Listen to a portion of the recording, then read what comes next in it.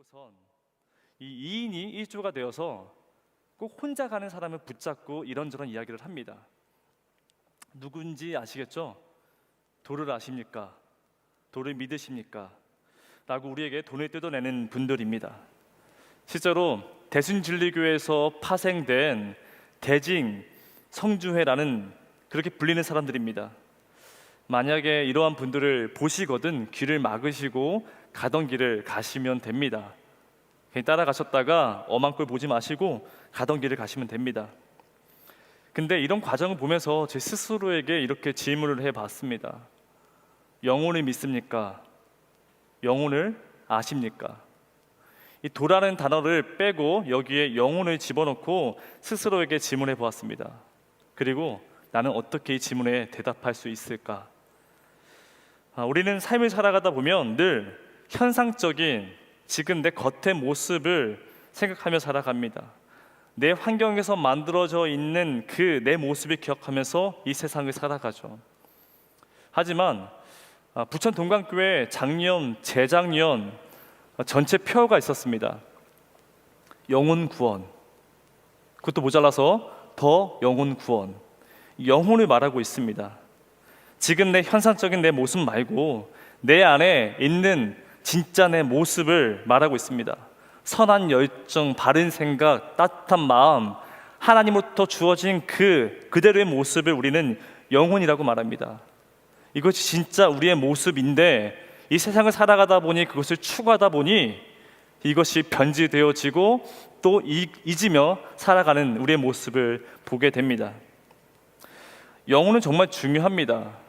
제가 참 좋아하는 영화 배우인데요.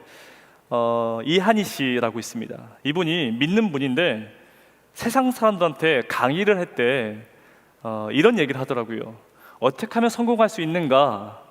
이것을 나눌 수 있는 이야기를 전해야 할 텐데 영혼을 이야기하더라고요. 육적인 몸을 관리하는 것도 중요하지만 영혼을 잘 관리하는 것도 중요하다라고 이야기를 하는 겁니다. 영혼은 정말 중요합니다.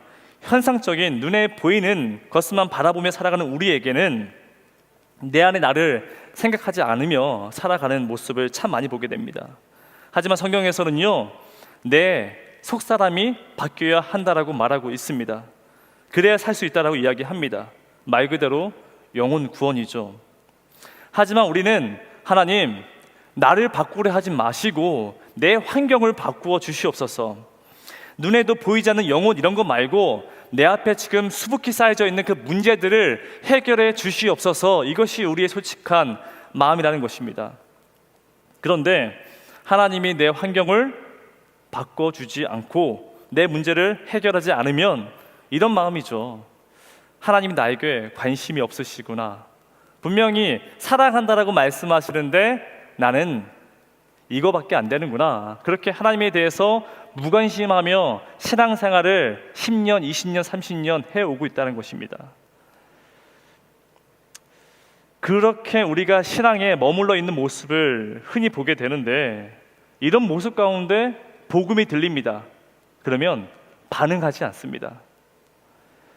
영혼을 믿습니까? 영혼을 아십니까? 여기에 우리가 이것을 믿지 않거나 관심 없어 하면요, 이 복음이라는 것은 우리의 영역에 진입을 할 수가 없습니다.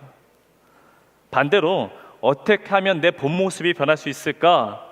내 영혼은 건강한가? 그런 깊은 관심을 가지고 살아가는 그 사람들에게 복음이란 이 단어가 들려졌을 때 그때 우리가 반응을 할 수 있다는 것입니다. 정말 이 복음이 그 사람에게는 굿뉴스가 될 수 있습니다. 오늘은 로마서 2번째 시간입니다. 여러분들에게 이 바울이 말하고 있는 그 복음이 정말 들리는지, 그렇게 능력으로 살아가시는지에 대해서 한번 묻고 싶습니다. 12월 한 달 동안 매주마다 로마서 말씀을 우리가 듣습니다. 매일 로마서 말씀으로 큐티를 합니다. 또 고급반이죠. 로마서 필사를 하게 됩니다. 저를 포함하여 21명의 청년들이 그렇게 필사를 하고 있는데 저는 정말 여러분들이 12월 한 달 동안 이 로마서 말씀 때문에 정말 그 능력대로 살아갈 수 있는 큰 변화를 가져갔으면 좋겠습니다.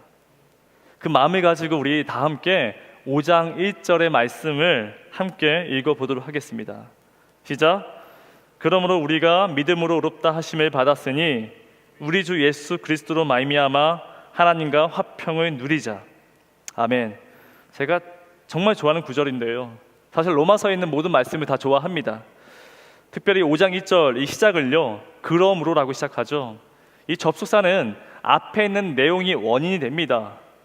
그러므로 뒤에가 결과가 된다는 것이죠. 다시 말해서 로마서 1장에서 4장에 그 내용이 있습니다. 그 내용의 결과가 지금 5장이 된다는 것이고, 그 5장의 1절이 우리에게 주는 그 메시지가 너무나 중요합니다.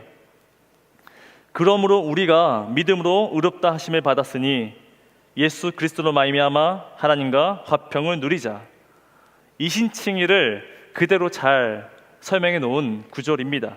너무 중요하죠. 그런데 여기는 순서가 있습니다. 우리가 믿어야 합니다. 믿는 것이 먼저입니다.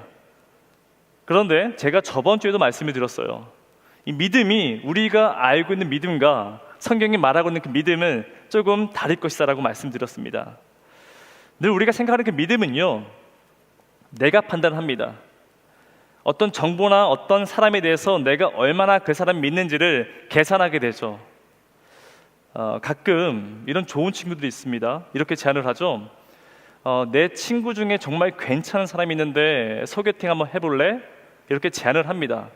그러면 정말 괜찮아? 나 너 믿는다. 그렇게 말하는 사람은 그 친구를 믿는 겁니다. 정말 잘 됐으면 좋겠습니다. 근데 이 똑같은 제안에 야, 저번에도 괜찮았다고 얘기했는데 야, 좀 아니었다. 나 안 나가. 이렇게 말하는 사람은요, 그 친구에 대한 그 믿음이, 그 신뢰가 없다는 것이죠. 이렇게 믿음은요, 내가 스스로 판단해서 계산하여 그 믿음의 크기를 말하는 것을 우리가 흔히 믿음이라 말합니다. 하지만 성경에서 말하는 그 믿음은요, 그 정보에 대한 확신을 말하고 있지 않습니다. 나를 위해 십자가에 죽으시고 부활하신 것을 내 마음속에 받아들이는 것을 믿음이라 말합니다. 예수를 그리스도로 내 안에 받아들이는 것을 믿음이라 말합니다. 그래서 믿음은요, 믿느냐 아니냐 선택의 문제인 것이지 얼마나 그 사람이 신뢰하느냐, 그렇게 믿음의 크기를 말하고 있지 않습니다. 자, 그러면 1절을 다시 한번 보게 되죠. 우리가 믿음으로 의롭다 하심을 받았으니, 하나님은요, 믿는 자들에게 의롭다 여겨주신다라고 지금 성경에 써져 있습니다. 이 말은요, 지금 우리가 의롭지 않다라는 것을 전제로 하고 있는 말입니다. 저와 여러분들의 삶을 바라보십시오. 의롭다라고 말할 수 있는 사람이 누가 있겠습니까? 우린 그 정도로 뻔뻔한 사람들은 아닙니다. 그럼에도 왜 하나님은 우리에게 의롭다라고 여겨주신다는 이 말씀을 왜 하시는 것일까? 하나님은요, 겉에의 현상적인 모습을 바라보지 않으시고 지금 내 안에 있는 내 본 모습을 바라보시며 하시는 말씀입니다. 왜 성경에서 하나님은 외모를 바라보지 않는다 이런 말씀들이 있죠. 이게 바로 지금 이 하나님의 의로우심을 여긴다라는 뜻을 잘 표현한 말들입니다. 우리 안에는요, 내 원래의 모습이 있습니다. 이것을 영혼이라 이야기합니다. 그것을 의롭다라고 말씀하시는데, 하나님은 지금 현상적인 내 겉의 모습을 바라보지 않으시고 창조하셨고 내가 나았던 원래의 그 모습을 바라보시면서 의롭다라고 지금 이야기하고 있다는 것입니다. 이것을 지금 바울은 7장 22절에 속사람이라 말하고 있고, 베드로는 베드로전서 3장 4절에 이것을 숨은 사람이라고 가리키고 있습니다.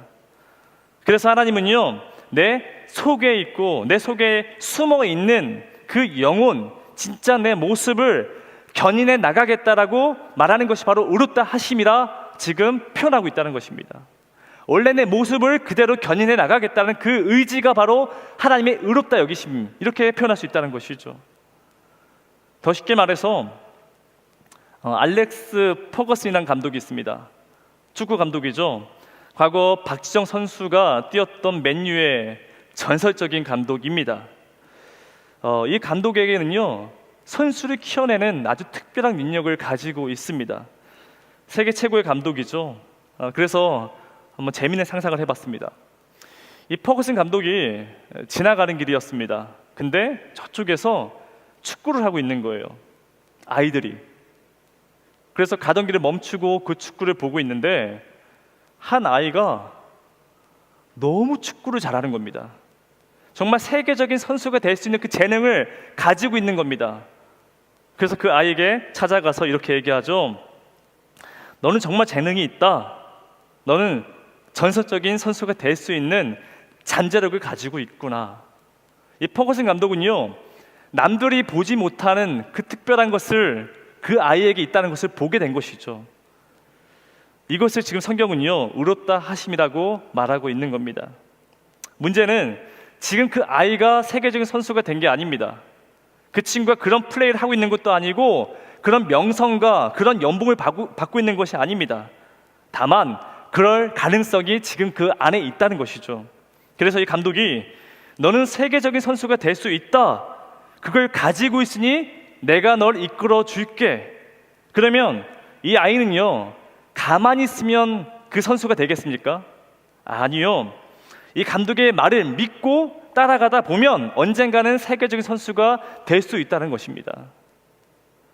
하나님이 나를 의롭다라고 말씀하십니다. 이 모습은요, 진짜 내 모습, 그 영혼을 바라보시면서 하시는 말씀입니다.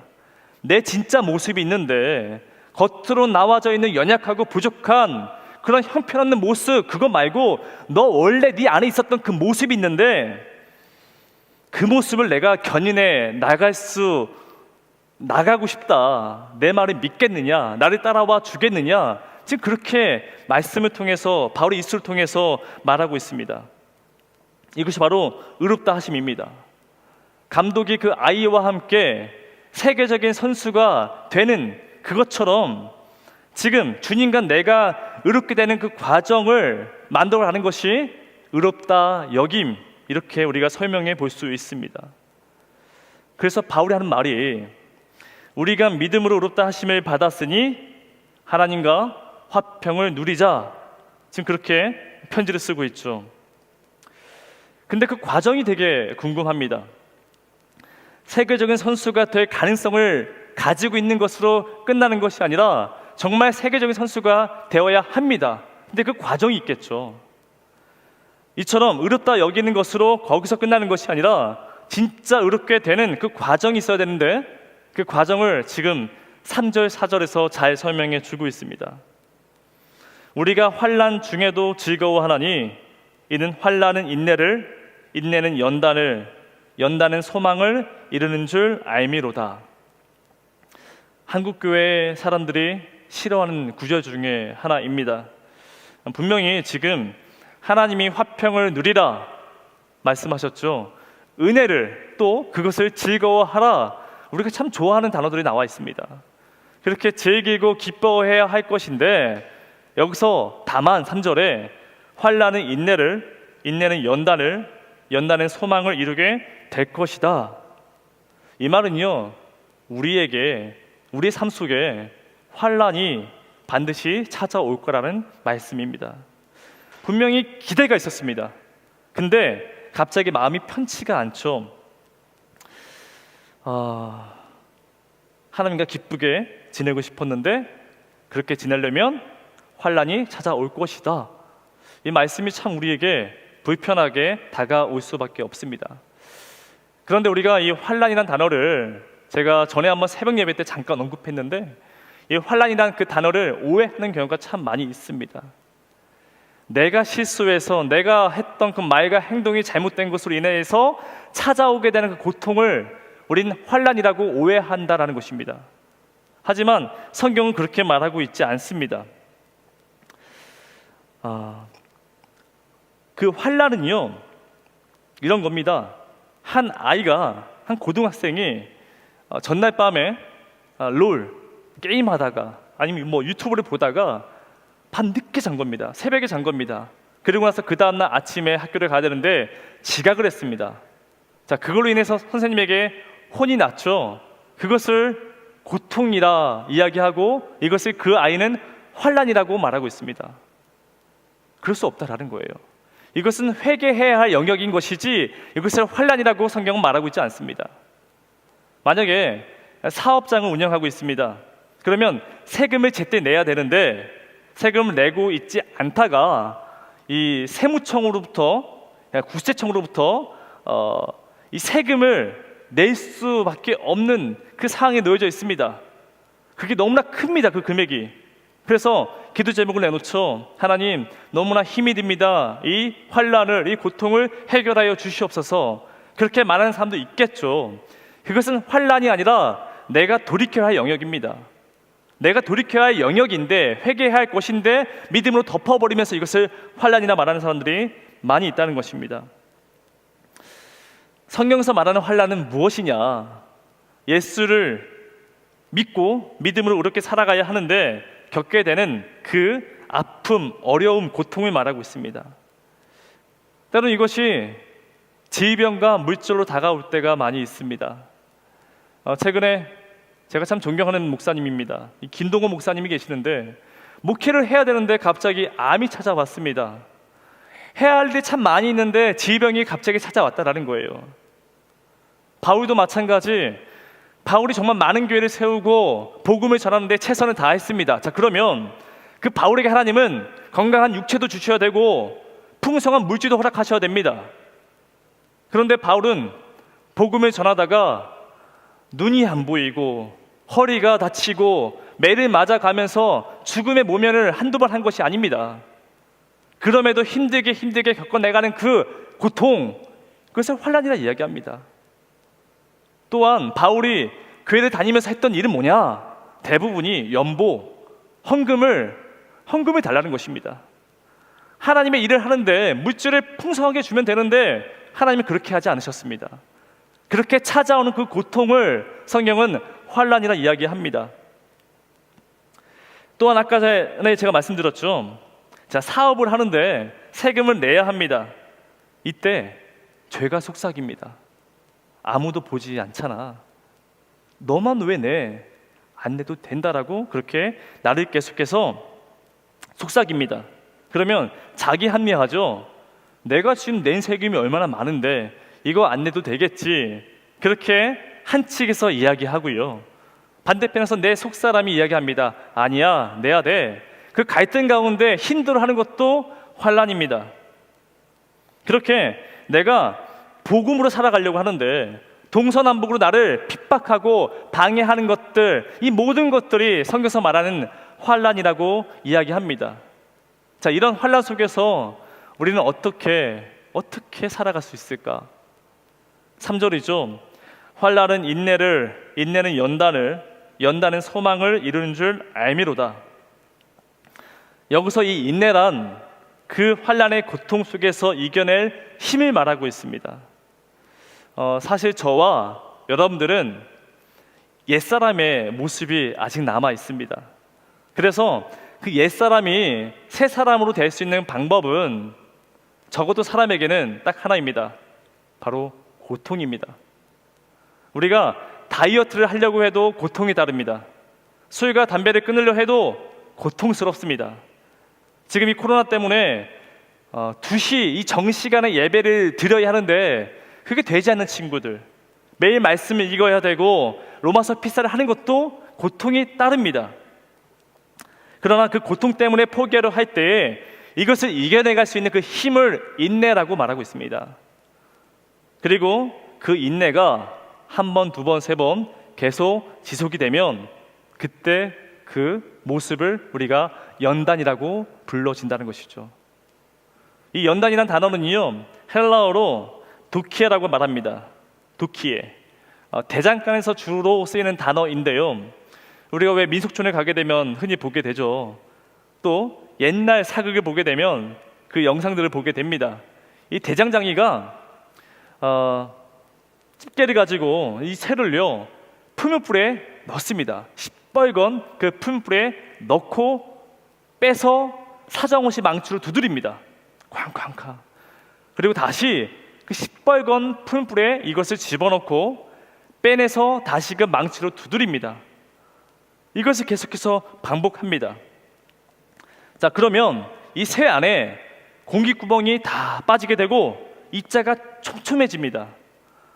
이 철을 이루는 성분 중에 불순물들이 다 제거되고 그때서 비로소 아주 단단한 강철로 만들어지고 있습니다. 그것을 지금 도끼에 바로 연단이라 말하고 있다는 것이죠. 그래서 마치 어린 선수가 세계적인 플레이어로 되기 위해서 연단을 겪는 그 과정처럼 인내란 과정도 그 단단한 강철이 만들어지는 그 과정을 지금 신앙으로 비교하여 바울이 말하고 있습니다. 그래서 그런지 표준 세번역에서는 이 연단을 품격으로 번역하여서 사용하고 있습니다. 지금 내가 겪고 있는 고통, 내가 실수해서 했던 그 고통 말고 그것은 회개해야 되겠죠. 내가 하나님의 자녀로 살겠다 다짐하고 얻게 되는 그 고통과 환난 가운데 이것을 견디게 하는 그 인내가 하나님의 사람으로, 하나님의 품격으로 연단시켜 준다라는 것입니다. 그 과정에서 공기구멍이 다 빠지게 되고 불순물이 다 제거되어서 진짜를 모방한 가짜가 아니라, 요즘에 찐이라고 말하죠, 정말 하나님의 진짜가 되는 것을 말하고 있습니다. 그래서 그것이 우리에게 소망입니다. 세상에서 말하는 희망 말고요, 될 수 있을 걸 그렇게 희망상을 말하는 것이 아니라 십자가로 확증되어진 그 소망을 성경은 말하고 있습니다. 그 소망에 대해서 5절에 조금 더 자세히 설명하고 있죠. 소망이 우리를 부끄럽게 하지 아니함은 우리에게 주신 성령으로 말미암아 하나님의 사랑이 우리 마음에 부은 바 됨이니. 그 소망, 우리가 붙잡아야 할 그 소망을 말하는데 지금 하나님의 사랑을 말하고 있습니다. 이 사랑은요, 현상적인 겉에 보여진 그것을 바라보는 것이 아니라 내 안에 있는 나를 바라보시면서 하나님이 품었던 그 사랑을 말하고 있습니다. 지금까지 말했던 그 환난과 인내와 연단, 그 소망, 이 모든 것들이 가능하기 위해서는 하나님의 사랑이 내 마음에 부어져야 가능하다는 것이죠. 그 사랑이요, 물 한 컵 먹으면서 해결되는 그런 문제가 아니라 폭포수처럼 흘러 넘치는 그 사랑으로 내 안에 다가왔을 때, 이때 이 연단이, 이 환난이, 이 인내가 오히려 즐거워지고 이것을 감내할 수 있다. 이것이 가능하게 하는 것은 바로 하나님의 사랑이다라는 것을 지금 말하고 있습니다. 사랑이 아니면 바뀔 수가 없다는 겁니다. 내 속사람이. 그것을 아셨기 때문에 하나님 우리에게 그 사랑을 확증해 주셨습니다. 우리 시간 8절 다 함께 있는 그 자리에서 읽어보도록 하겠습니다. 시작. 우리가 아직 죄인 되었을 때에 그리스도께서 우리를 위하여 죽으심으로 하나님께 우리에 대한 자기의 사랑을 확증하셨느니라. 아멘. 하나님의 사랑은요, 우리와 다릅니다. 우리는 사랑을 그 사람의 외모, 그 사람의 행동, 겉에 보여지는 그 시각적인 것을 바라보면서 사랑이라 말할 때가 참 많죠. 하지만 하나님의 사랑은 다릅니다. 그 사랑이 언제 시작되었느냐? 바로 우리가 죄인 되었을 때에 이루어진 사랑입니다. 우리가 뭔가 그럴듯한 업적을 쌓아서 멋지게 살아가는 것을 사랑한 것이 아니라 오히려 형편없고 쓰레기와 같은 인생을 살고 있는데 그때 사랑하셨다라는 것입니다. 그런 사랑을 말하고 있습니다. 한번 우리를 바라보십시오. 현상적인 겉에 보여진 우리의 모습 한번 생각해 보십시오. 칭찬할 것도 없고 감사할 것도 없으며 문제만 가득 넘쳐나는 선한 것 하나 찾아볼 수 없는 그저 그런 삶을 살아가고 있는데 그때 하나님이 우리를 사랑하셨습니다. 하나님이 그 아들 예수를 내어주신 사랑입니다. 또 그 예수가 우리에게 그 자기의 목숨을 내어준 사랑입니다. 또 그 사랑이 죄인을 위하여서 구원하기 위하여 주신 십자가의 사랑입니다. 왜 이렇게 하셨을까? 왜? 우리에게 그 사랑을 확증하셔야 하셨기 때문에 그렇게 하셨습니다. 문제는요, 그 사랑이 느껴지냐라는 거예요. 그 사랑이 느껴지십니까? 영혼이 믿어지십니까? 영혼이 느껴지십니까? 많은 사람들은 환란이 인내가 연단을 이때서부터 그냥 이 구절을 읽지 않습니다. 넘어갑니다. 하나님, 나에게 환란을 없애주시옵소서, 나에게 환란을 제거하여 주시옵소서, 그렇게 이 말씀의 구절을 넘어가죠. 이것을 묵상하며 내 걸로 만들어가지 않습니다. 그 사랑이 느껴지지 않기 때문에. 그리고 로마서가 또 십자가를 이야기하고 있네, 십자가의 사랑을 말하고 있네, 넘깁니다. 그렇게 넘기다 보니 나를 위로하는 말씀, 나를 힘주는 말씀만 듣고 설교하고 그걸로 묵상하며 살아가는 모습을 가지고 있습니다. 근데 여러분, 기독교는요, 기독교의 핵심은 그렇지가 않습니다. 반드시 이 십자가를, 이 부활을 말하고 있습니다.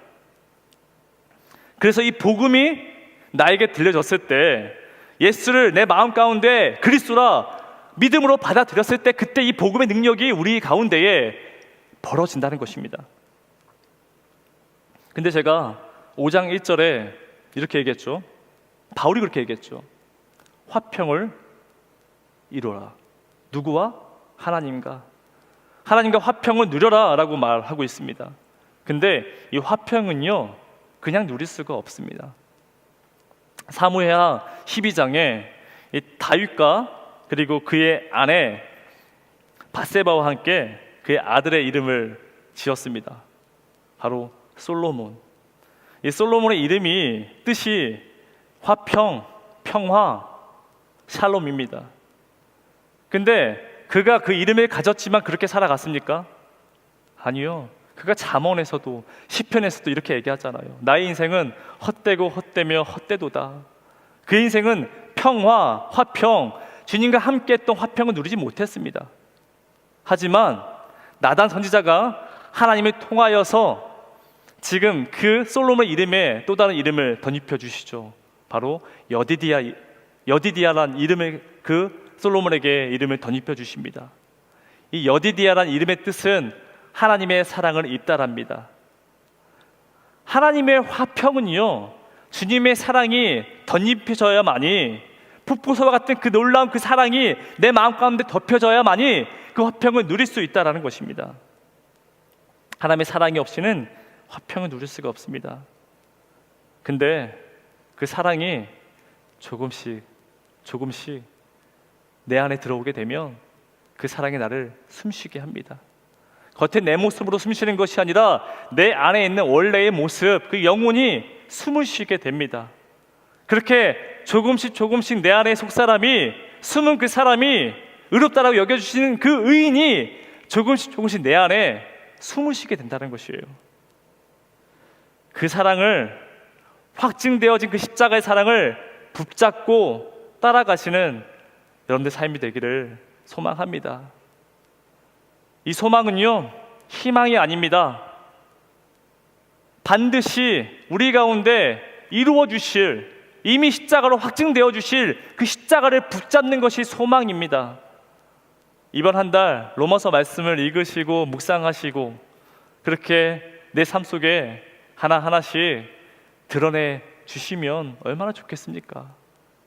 우리는 모르겠지만 그 과정 속에서 환란이 있고 또 환란 가운데 인내와 연단이 있을 것인데, 분명한 것은 그 과정 속에서 하나님이 함께 일하여 주시고 그 일함이 나에게 즐거움으로 다가와 화평을 누리게 되는 그 은혜를, 그 복음의 능력을 경험하실 줄 믿습니다. 그 마음을 가지고 한 주 동안 살아가시는 여러분들 삶이 되기를 주님의 이름으로 축원합니다. 우리 시간 다 함께 찬양 함께 부르면서 결단했으면 좋겠는데요. 하나님은 우리의 겉에 있는 모습, 연약하고 죄가 많고 부족했던 모습을 바라보시면서 하시는 말씀이 아닙니다. 내가 낳았고 내가 창조했고 내가 사랑했던 그 원래의 모습, 그게 여러분들의 본 모습입니다. 있는 모습 그대로 바라보시면서 지금도 말씀하십니다. 나를 믿고 따라와라. 내가 너를 의롭다라고 여긴다. 내가 너의 그 안에 있는 그 무엇을 알고 있는데 나를 믿고 따라와 주겠니? 내가 그것을 너에게 보여주기 위해서 십자가에 못 박혀 돌아가신 것을 기억해라. 오늘 그 믿음을 가지고 함께 교회 따라 나가기 소망합니다.